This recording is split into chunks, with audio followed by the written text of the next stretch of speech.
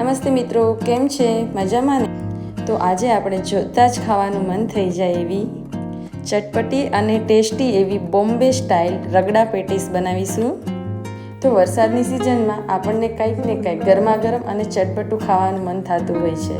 તો આ સિઝનમાં આ રગડા પેટીસ એકવાર જરૂરથી ટ્રાય કરજો, કેમ કે ઘરમાં રહેલી વસ્તુઓથી જ એકદમ સરળ રીતે બની જાય છે અને બધાને ખૂબ જ ભાવે છે. તો ચાલો ફટાફટ રેસીપીની શરૂઆત કરીએ.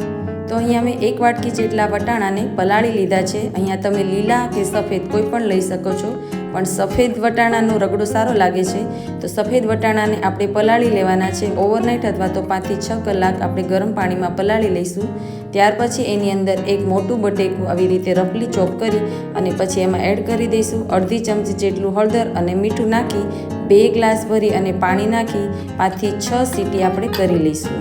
ત્યાર પછી એક તપેલીમાં આપણે અડધી વાટકી જેટલી આમલી, અડધી વાટકીથી થોડો વધારે એટલો ગોળ, 3-4 ખજૂર પાણી નાખી અને ઉકળવા મૂકી. ત્યાર પછી પેટીસ બનાવવા માટે 7-8 બટેકાને બાફવા મૂકી દઈશું. ત્યાર પછી હવે લીલી ચટણી બનાવી લઈએ.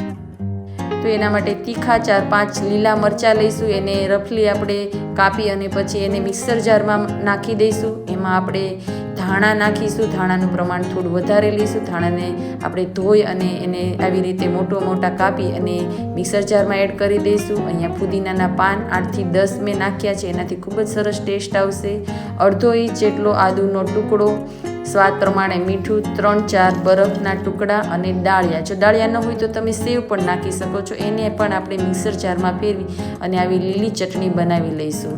હવે આપણે થોડા પૌવા લઈશું. અહીંયા આપણે કોર્નફ્લોર કે બ્રેડ ક્રમ્સનો ઉપયોગ નથી કરવાના, એટલા માટે મેં અડધી વાટકી જેટલા પૌવાને 2 વાર ધોઈ અને પછી આવી રીતે પાણી કાઢી અને મૂકી દેવાના છે. અહીંયા આપણું આમલીનું પાણી ઉકળી જાય પછી થોડી વાર ઠરવા દઈ પછી એને મિક્સર જારમાં લાલ મરચું અને મીઠું નાખી અને ક્રશ કરી લઈશું અને ચટણીને આપણે ગાળી લઈશું. અહીંયા કાશ્મીરી લાલ મરચું નાખશું, એનાથી ખૂબ જ સરસ કલર આવશે.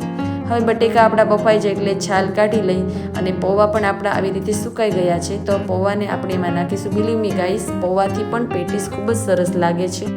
હવે પૌવા નાખ્યા પછી એમાં સ્વાદ પ્રમાણે મીઠું, અડધી ચમચી જેટલી હળદર, અડધી ચમચી જેટલો ગરમ મસાલો, ચાટ મસાલો, 1 ચમચી ભરીને આમચૂર પાવડર અને થોડા ધાણા નાખી અને સારી રીતે બધું મિક્સ કરી દઈશું. અહીંયા આપણે એકદમ ચીકણું નથી કરવાનું, જેથી આપણી પેટીસ છે એકદમ સરસ બનશે.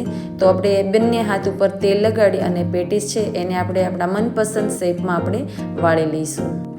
આપણે બિલકુલ ઓછા તેલમાં આજે રગડા પેટીસ બનાવવાના છીએ. તો બધી પેટીસ આપણે વાળી લઈશું અને ત્યાર પછી હવે જોઈએ તો આપણે રગડા માટે જે વટાણા અને બટેકાને બફવા મૂક્યા હતા એ બફાઈ ગયા છે. તો હવે આપણે રગડા માટેની પણ તૈયારી કરી લઈશું.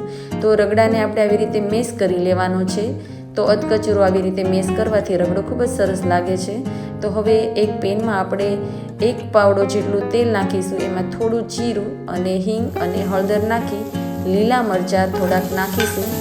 થોડા સતળાઈ જાય પછી એમાં જે આપણે રગડા માટે તૈયાર કર્યું છે વટાણા અને બટેકા એને એમાં નાખી દઈશું. તો અહીંયા આપણે બિલકુલ ઓછા તેલમાં આપણે રગડો બનાવીશું. થોડું અમથું જરૂર લાગે તો પાણી નાખીશું. અહીંયા એક નોનસ્ટિક પેનમાં મેં 2 ચમચી જેટલું ઘી એડ કર્યું છે. તમે તેલ પણ નાખી શકો છો. અહીંયા મેં ઘીમાં શેકી છે તો પણ સરસ લાગે છે પેટીસ. તો ઘીમાં આપણે પેટીસને શેકીશું. ફક્ત 2 ચમચી ઘી નાખવાનું છે અને ધીમા તાપે આપણે બંને સાઈડમાં શેકી લઈશું. તો ઘીવાળી પેટીસ પણ ટેસ્ટમાં સારી લાગે છે અને આવી રીતે રગડા પેટીસ તમે બનાવશો તો ખૂબ જ સરસ ટેસ્ટ આવશે.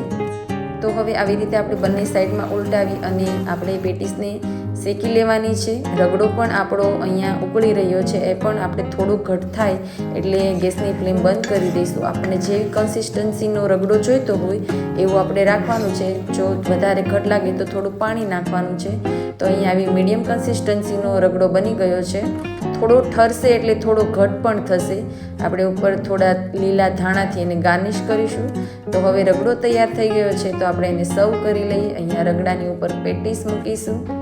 અહીંયા પેટીસ ઉપર આપણે લાલ અને લીલી બંને ચટણી જે બનાવી છે તેને રેડીશું. બંને ચટણીઓ ખૂબ જ ટેસ્ટી બની છે. આ બંને ચટણીઓને એકવાર બનાવીને અને ફ્રીજમાં સ્ટોર પણ કરી શકાય છે. સમોસા, વડાપાઉં, દાબેલી ગમે એમાં આ ચટણીઓ ખૂબ જ સરસ લાગે છે. તો હવે આપણે રગડા પેટીસ ઉપર થોડું દાડમ, ડુંગળી અને સેવથી આપણે એને ગાર્નિશ કરીશું. ત્યાર પછી લાલ મરચું અને ચાટ મસાલો થોડો સ્પ્રિંકલ કરીશું તો આપણી રગડા પેટીસ ખૂબ જ ટેસ્ટી બની છે. જરૂરથી એકવાર ટ્રાય કરજો. કોમેન્ટ બોક્સમાં જણાવજો કેવી બની છે. વિડીયો સારો લાગે તો શેર કરજો, ચેનલને સબસ્ક્રાઈબ કરજો. તો મળીશું મારા નવા વિડીયો સાથે. ત્યાં સુધી